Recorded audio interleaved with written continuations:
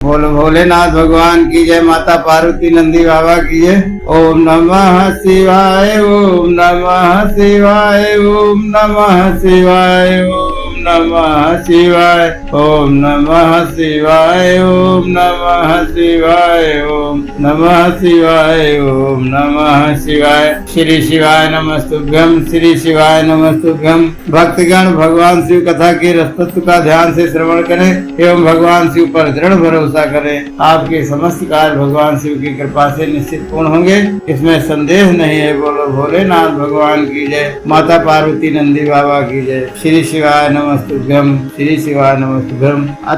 नवोविंशो अध्याय महावाक्यों के तात्पर्य तथा योग पट्ट विधि का वर्णन। इस प्रकार सर्वत्र चिंतन करें। अब इन महावाक्यों का भावार्थ कहते हैं। प्रज्ञानम ब्रह्म का वाक्यार्थ पहले ही समझाया जा चुका है। अब अहम ब्रह्मास्मि का अर्थ बताया जाता है। शक्ति स्वरूप अथवा शक्ति युक्त परमेश्वर ही अहम पद के अर्थभूत हैं। आकार सब वर्णों का अग्रगण्य परम प्रकाश स्वरूप है। हकार के व्योम स्वरूप होने के कारण उसका शक्ति रूप से वर्णन किया गया है। शिव और शक्ति के संयोग से सदा आनंद उदित होता है। मकार उसी आनंद का बोधक है। ब्रह्म शब्द से शिव शक्ति की सर्व रूपता स्पष्ट भी सूचित होती है। पहले ही इस बात का उपदेश किया गया है कि वह शक्तिमान परमेश्वर मैं हूँ, ऐसी भावना करनी चाहिए। अब तत्वमसि का अर्थ कहते हैं। तत्वमसि इस वाक्य में तत्पद का वही अर्थ है जो सोहम मस में सा पद का अर्थ बताया गया है, अर्थात तत्पद सत्यात्मक परमेश्वर का ही वाचक है। अन्यथा सोहम इस वाक्य में विपरीत अर्थ की भावना हो सकती है, क्योंकि अहम पद पुल्लिंग है तथा सा के साथ उनका अन्वय हो जाएगा, परंतु तत्पद नपुंसक है और त्वम पुल्लिंग, अतः परस्पर विरोधी लिंग होने के कारण उन दोनों में अन्वय नहीं हो सकता। जब दोनों का अर्थ शक्तिमान परमेश्वर होगा तब अर्थ में समान लिंगता होने से अन्वय में अनुपत्ति नहीं होती होगी। यदि ऐसा न माना जाए तो स्त्री पुरुष रूप जगत का कारण भी किसी और ही प्रकार का होगा। इसलिए सोहमस का सह और तमस का तत् ये दोनों समानार्थक है। इन महावाक्यों के उपदेश से एक ही अर्थ की भावना का विधान है। अब अयमात्मा ब्रह्मा का अर्थ बताया जाता है। अयमात्मा ब्रह्मा, इस वाक्यों में अहम और आत्मा ये दोनों पद पुल्लिंग रूप हैं, अतः यहाँ अन्वय में बाधा नहीं है। अयम शक्तिमान परमेश्वर रूप आत्मा ब्रह्मा है, यह इस वाक्य का तात्पर्य है। अब ईशा वास्यमिदं सर्वम का भावार्थ बता रहे हैं। परमेश्वर से रक्षणीय होने के कारण यह संपूर्ण जगत उनसे व्याप्त है। अब प्राणोग अस्मि प्रज्ञानात्मा और यदेव तद्मुत इन वाक्यों के अर्थ पर विचार किया जाता है। मैं प्रज्ञान स्वरूप प्राण हूँ। यहाँ प्राण शब्द परमेश्वर का ही वाचक है। जो यहाँ है वह वहाँ है, ऐसा चिंतन करें। यहाँ यत तत् का अर्थ क्रमशः यह और सह है, अर्थात जो परमात्मा यहाँ है वह परमात्मा वहाँ है, ऐसा सिद्धांत पक्ष का अवलंबन करने वाले विद्वानों ने कहा है। उपयुक्त वाक्य में यद तद भिन्ना भिन्वा, इस वाक्यांश का भाव यह है कि यो मुक्त से हम स्थिता, अर्थात जो परमात्मा वहाँ परलोक में स्थित है वही यहाँ इस लोक में भी स्थित है। इस प्रकार विद्वानों को पहले के समान ही परम पुरुष परमात्मा स्वरूप अर्थ यहाँ अभिष्ट है। अब अन्य देव तदित्यादथो अविदिता दधि, इस वाक्य पर विचार करते हैं। मुनि अन्य देव तदिता दथो अविदिता दधि, इस वाक्य में जिस प्रकार फल की भी विपरीतता की भावना होती है उसे यहाँ बताता हूँ, सुनो। विदितात यह पद था विदितात के अर्थ में प्रयुक्त हो सकता है, वह विदित से भिन्न है, अर्थात जो अस्मय गुरु रूप से ज्ञात है से भिन्न है। इस प्रकार जो यथावत रूप से विदित नहीं है उससे भी पृथक है। इस कथन से यह निश्चित होता है कि मुक्त रूप फल की सिद्धि के लिए कोई और ही तत्व है जो विदिता विदित से पर है, परंतु जो आत्मा है वह सर्व रूप है, वह किसी से अन्य नहीं हो सकता। अतः आत्मा या ब्रह्मा आदि पद पूर्वक सत्यमान परमेश्वर शिव के ही बोधक हैं, यह मानना चाहिए। अब एस आत्मा तथा यस चायम पुरुषे इन दो वाक्यों के अर्थ पर विचार किया जाता है। यह तुम्हारा अंतर्यामी आत्मा है जो स्वयं ही अमृत स्वरूप शिव है। यह जो पुरुष में शंभु है वही सूर्य में भी स्थित है। इन दोनों में कोई भेद नहीं है। जो पुरुष में है वही आदित्य में है। इन दोनों में पृथकता नहीं है, वह तत्व एक ही है। उसी को सर्व रूप कहा गया है। पुरुष और आदित्य इन दो उपाधियों से युक्त जो अर्थ किया जाता है वह औपचारिक है। उन शंभुनाथ को सब श्रुतियां हृदय में बताती हैं।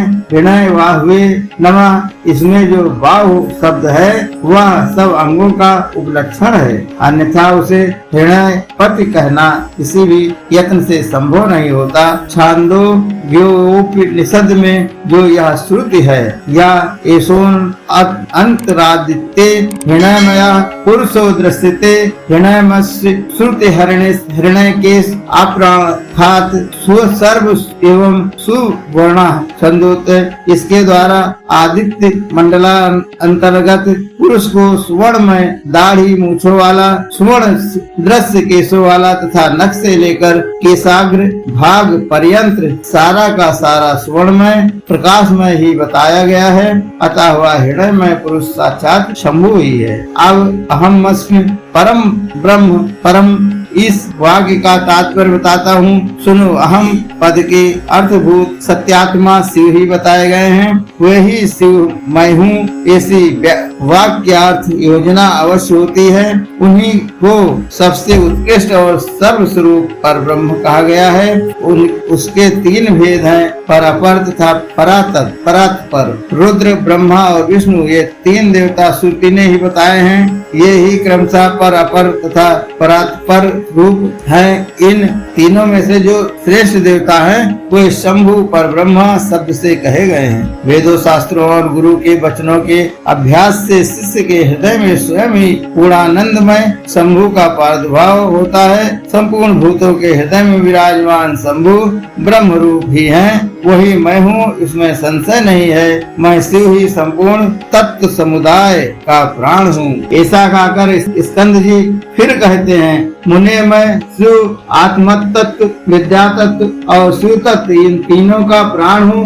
पृथ्वी आदि का भी प्राण हूँ। पृथ्वी आदि के गुणों तक का ग्रहण होने से यह समझ लो कि यहाँ सारे आत्म तत्व गृहीत हो गए। फिर सबका ग्रहण विद्या तत्व और शिव तत्व का भी ग्रहण कराता हूँ। इन सब तत्वों का मैं प्राण हूँ, मैं सर्व हूँ, सर्वात्मक हूँ। जीव का भी अंतर्यामी होने से उसका भी जीव आत्मा हूँ। जो भूत वर्तमान और भविष्य काल है वह सब मेरा स्वरूप होने के कारण मैं ही हूँ। सर्वो वै रुद्रा, सब कुछ रुद्र ही है। यह शुद्ध साक्षात शिव के मुख से प्रकट हुई है। अतः शिव ही सर्वरूप है, क्योंकि उन्हीं का ही इन समस्त उत्कृष्ट गुणों से नित्य संबंध है। अपने और पराये के भेद से रहित होने के कारण मैं ही अद्वितीय आत्मा हूँ। सर्व खलविदम ब्रह्म, इस वाक्य का अर्थ पहले बताया जा चुका है।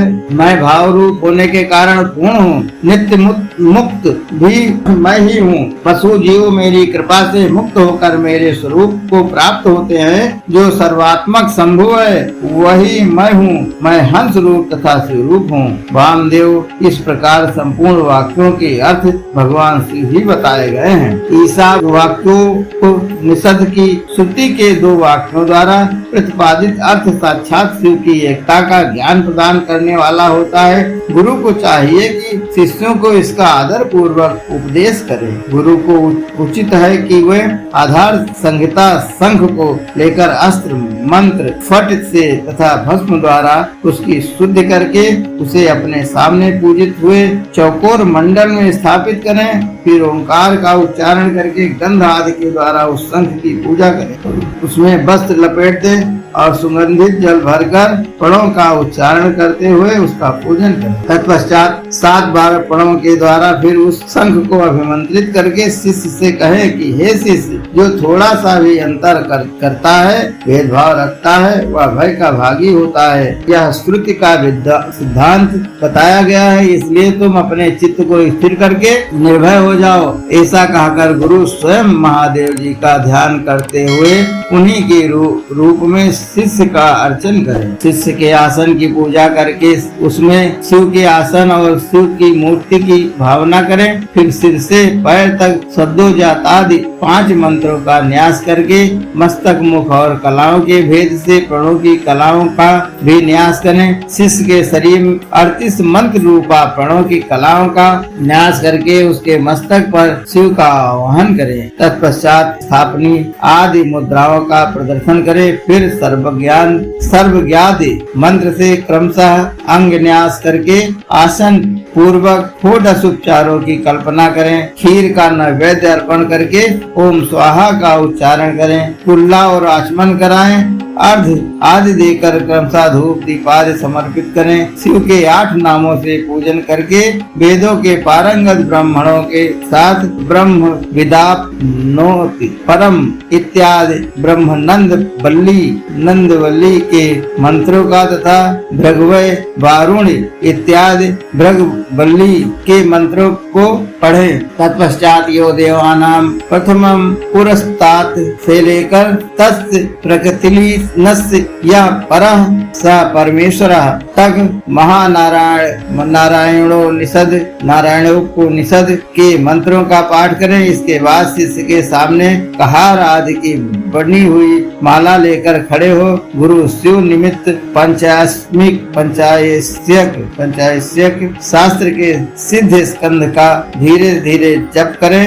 अनुकूल चित्त से ख्याति पूर्णो अहम इस मंत्र का जप करके गुरु उस माला को शिष्य के कंठ में पहना दे। तदंतर ललाट में तिलक लगाकर संप्रदाय के अनुसार उसके स्वांग में विधिवत चंदन का लेप कराएं। तत्पश्चात गुरु प्रसन्नता पूर्वक श्री पाद युक्त नाम देकर शिष्य को छत्र और चरण पादुका का अर्पित करें। उसे व्याख्यान देने तथा आवश्यक कर्म आदि के लिए गुरुवासन ग्रहण करने का तथा दुर्वाचन का अधिकार दे। फिर गुरु अपने उस शिवरूपी शिष्य पर अनुग्रह करके कहें, तुम सदा समाधिस्थ रहकर मैं शिव हूँ इस प्रकार की भावना करते रहो।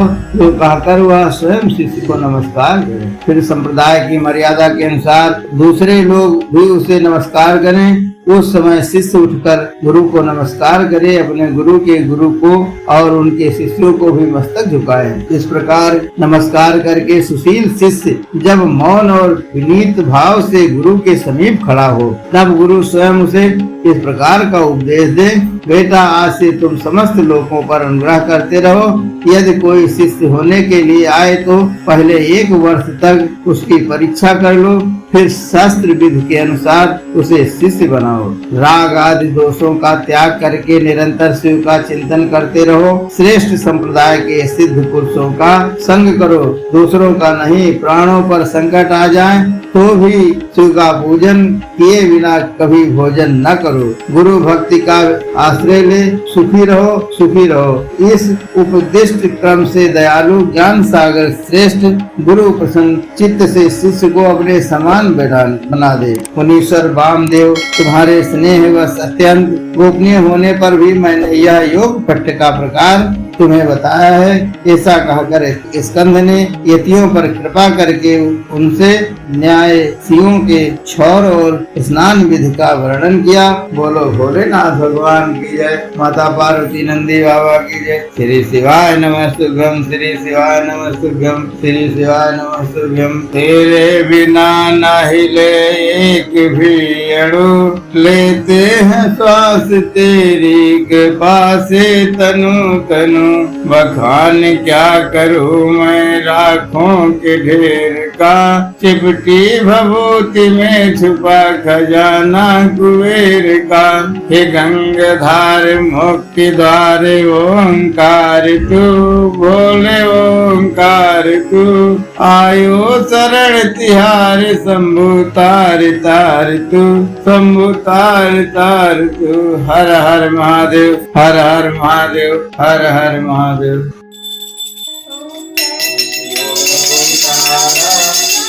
ओम